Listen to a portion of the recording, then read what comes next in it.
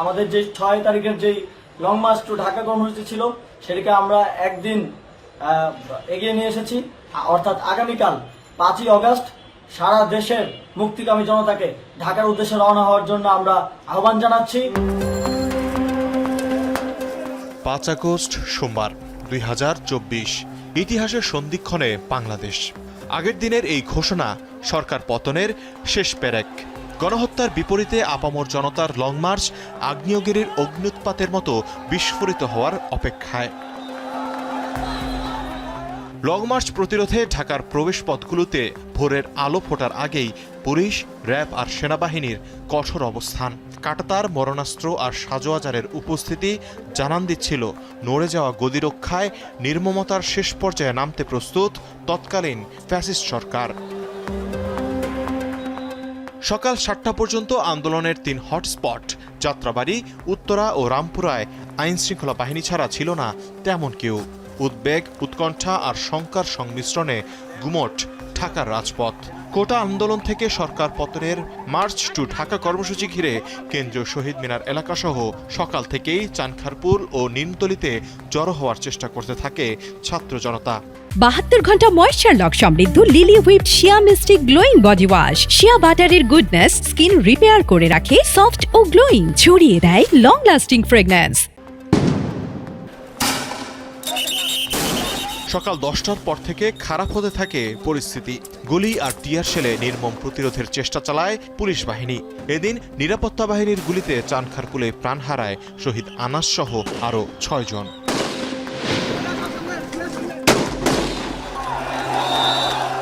একই সময়ে ভিড় বাড়তে থাকে রামপুরা, উত্তরা আর যাত্রাবাড়ির অলিগলিগুলোতে। ধীরে ধীরে জড়ো হওয়া জনতা মধ্য দুপুরের মধ্যে রূপ নেয় জনসমুদ্রে। কারফিউ ভেঙে নিরাপত্তা বাহিনীর রক্তচক্ষু উপেক্ষা করে সারা দেশ থেকে ঝাঁকে ঝাঁকে রাজধানীতে প্রবেশ করতে থাকে মুক্তিকামী জনতা।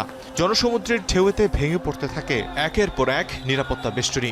ইতিহাসের মহাকাব্যের তখন বাকি আর মাত্র কয়েক ঘন্টা।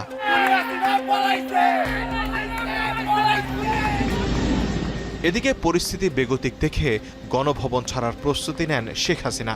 দেশের আপামর জনতার উপর সেনাবাহিনীর গুলি ছুড়তে অপারগতা উপসংহার টেনে দেয় 17 বছরের এক বন্দিশালার।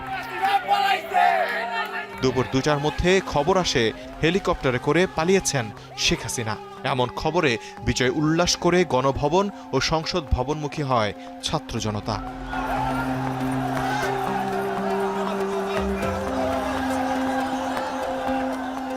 এদিন বিকেল 3:45টার কিছু পরে শেখ হাসিনার পদত্যাগের খবর নিশ্চিত করে এবং দেশে একটি অন্তর্বর্তীকালীন সরকার গঠনের ঘোষণা দিয়ে জাতির উদ্দেশ্যে গুরুত্বপূর্ণ ভাষণ দেন সেনাপ্রধান। প্রতিটি হত্যাকাণ্ড ও অন্যায়ের সুষ্ঠু বিচার করার প্রতিশ্রুতি দেন। ইন্টারিম গভর্নমেন্ট আমরা ফর্ম করব এবং ইন্টারিম গভর্নমেন্টের মাধ্যমে এদেশের সমস্ত কার্যকলাপ চলবে। আমরা এখন মহামান্য রাষ্ট্রপতির কাছে যাব।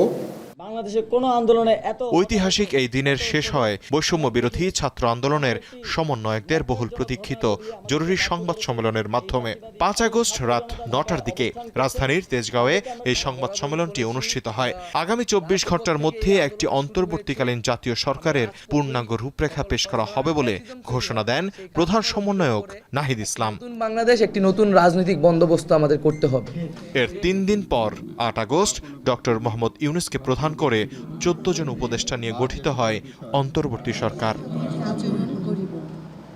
তৌহিদুল তারেক, এখন ঢাকা।